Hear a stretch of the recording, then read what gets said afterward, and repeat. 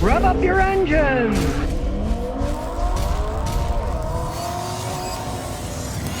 All right, now here's a fascinating car. Everybody knows Scotty hates Volkswagens.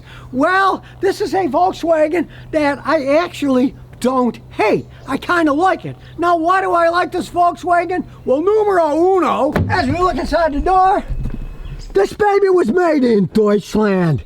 It is a Volkswagen Golf R, and the R means a lot because of what's under the hood. Up with this horrible beauty cover. This is what we want to see. It is a 2-liter that puts out over 320 horsepower. Yeah, I'm not making it up. Of course, it's turbocharged to put out that kind of power, but these are specially made in Germany. They break them in at the factory, and they put out tons of power. Interesting enough, it is an automatic transmission, but not just any automatic transmission. It is a 7-speed DSG dual clutch transmission.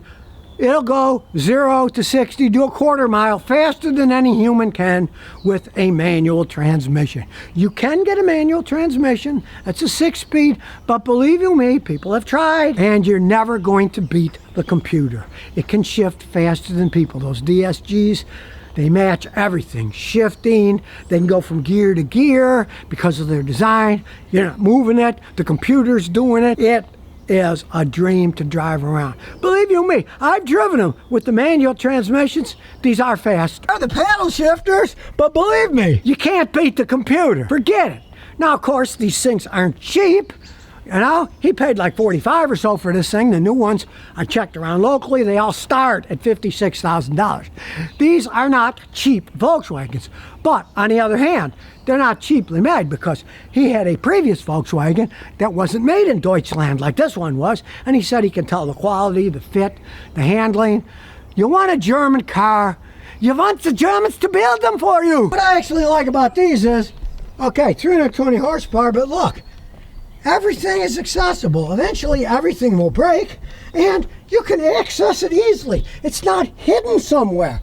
It is all out in the open. And unfortunately this one's up north, so you can see the aluminum is pitting. The aluminum's gonna pit. That's just how it goes. There's nothing you can do about that. These R's are really souped up. That's why they cost so much money. They have upgraded braking systems. And I like the seats. The black and blue. Hey, it's German conservatism and racing all mixed together. Not too flashy with big red sticking out. No, blue and black. It's got a really nice setup. Yes, for those of you who have families, you can fit people in the back seat. That's back all the way, and there's still room in there. And you do get a baby trunk. Now, he doesn't want to ruin this car in the winter, and I don't blame him. He's got a TDI, the diesel that he's going to drive in the winter. You don't need all that power in the winter, and the TDI isn't that expensive. Get a good used one, and that's what he's driving in the winter. This is his baby, and he's going to take care of it, which makes sense. Now, one thing you're going to realize with this baby is you're going to pay for insurance because it's got 320 horsepower. He's 28 and he's paying about $3,000 a year insurance. You're gonna pay money on cars that are especially like this. A Honda Civic Type R, you're gonna pay the same kind of rates because you're driving basically a miniature racing car. And the insurance companies know that, so you're going to pay for it. But let's face the facts. If you bought a brand new one of these for $56,000, would you want to chance and not have any insurance? And it gets wrapped around a tree, there goes $56,000 down the toilet. So, hey, it's probably worth spending the $3,000 if you have to spend that much. Granted, that is like 4 years of my insurance on 3 vehicles each year, but I'm not driving like this guy is either anymore. That said, he's still not going to drive it in the winter, because can you imagine if you put 4 snow tires on this, you'd be totally ruining the entire design of the car. So he's not going to be driving it in snow time. He uses TDI for that. So let's get out our gigantic scan tool and take a look at this thing. So here we go, and yes, indeed, I have a new toy here. It is the new Autel, and it's blowing me away with its ability to analyze modules automatically. It's just total sense. The Maxi says Ultra S2. I'll put the idiot lights on. Yeah, it's push button, but they're all going to be push button. I've got a Diagnostics. Detected it. It's pretty fast. Here we go. Read the VIN pretty quickly. R, and the R means a lot on this. He said to check engine lights on because he disconnected the battery, so we'll check that. So here we go with a full scan. We're including the CAN gauge. Doing it, we'll look around. It's got a really nice in-dash display. We'll get this out of the way. Interesting display in the front too, not your normal Volkswagen. Beautiful blue and black steering wheel. It's only got like 4,000 miles on it. The seats are extremely comfortable. They better be if you're driving this thing around fast. And yes, it does have a sunroof. I don't know, kind of crazy, but it does. All right, now it's got 39 trouble codes. Hey, this thing's only got 4,000 miles. Maybe I was right when I said don't buy a Volkswagen. Now, the owner admits that he literally drives the out of this car, so it doesn't surprise me it shows cylinder 3 misfire, because if you're going to the high RPMs as fast as you can, if you had a little bit of dirt in the gasoline or something was off, it's going to trip some codes. So we'll look at some of these other ones. It's given wear data. These are all communications, though. Interesting enough, see, the communication codes, almost all of them. Steering lock, implausible. This is the Germans for you. Data message, implausible. Well, gateway, these are all information ones. Now, I did disconnect the battery, so there's a lot of these communication codes could have been done for that. I often see that. So what we're going to do is we're going to do a quick erase. Clear, and we'll let it do its thing. We'll look around while it's happening. And I mean, it's a very clean interior. It's not cluttered with stuff. You can turn braking assist on or off. You can change all the modes if you want. And it's pretty easy to access. Look, you want comfort, you want sport, you want racing. Look at this. You don't have to search for 8 million buttons. You just push. You want to drift? Here we go for drifting. Only for closed driving tracks. It's warning you. We'll go back to sport. You can see the codes are all gone. It could have been because he disconnected the battery. So let's start this baby up. Does have a nice sound. You can tell it's got a modified exhaust. It does not sound like a regular Volkswagen. Remember, black's good, red is bad, voltage is good, 13.75. There's gonna be an awful lot of data in this thing. Everything's black though, everything's good so far. Can even measure your particulate filter. There's the cam phaser information, timing's correct. Shows all the camshaft adjustments. Fuel consumption, 2.01 liters per hour.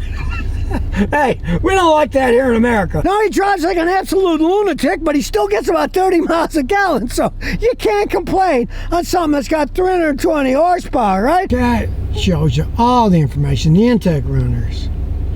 And you can see the engine mounts. They're not accurate now, but even the engine mounts are run by computers. It behooves you to find a mechanic like me if you're going to buy one of these and keep it any length of time, because they are extremely complex. Now, we're going to take it for a road test, and we're done. We'll see if any of those codes come back, but I'll bet none of the codes come back. I think they were all tripped for when he disconnected the battery. Many tests you can do if you want to.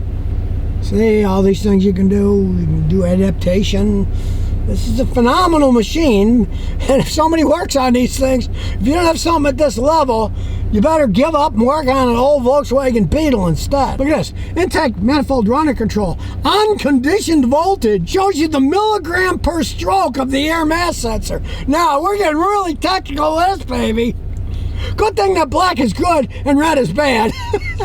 And look, you saw what we've gone through? We're still only in the D's. Let's just whip through the rest of the way just for kicks. La la la la la la la la la. Here we go. We're still going. We're still going, people. Everything's still black. We are still going. I'm not making this up. Look, we're in the east now. Da, da, da, da, da, da. We're still going. It's still black. Everything's good. Look at this. Look at this information. I'm telling you, it's a good thing that this thing can do settings, adaptations, check all the modules through this nice scan tool by Autel, because if you had to do this stuff manually, you'd end up in an insane asylum. It's still going. It's almost endless. Maybe it is endless. Let's see. Is it endless? Finally, we got to the end. For a spin, great backup camera. And of course, it's got various views you can look at, but it's raining today, yet look how clear it is. Crystal clear. It's warning you, look, is it safe to move? And special, look, we're going to Nürburgring. Are we going to do 200 miles an hour?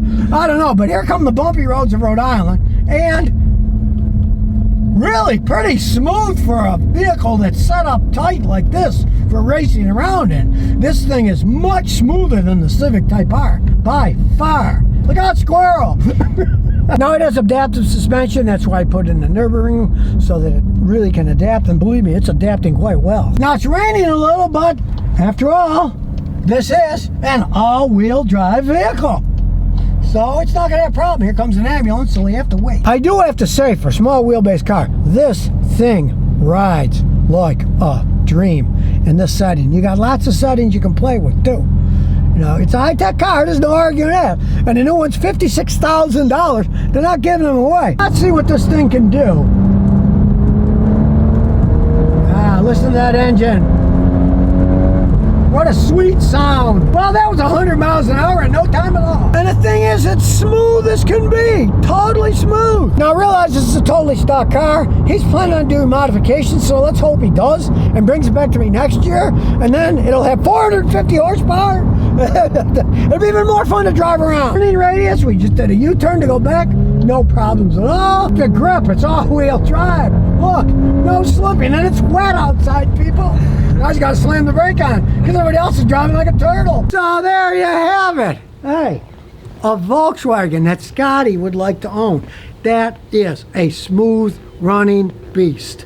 You can run it as rough as you want, but a wolf in sheep's clothing. Most people just see it as a Golf. Well, no, the R means a lot.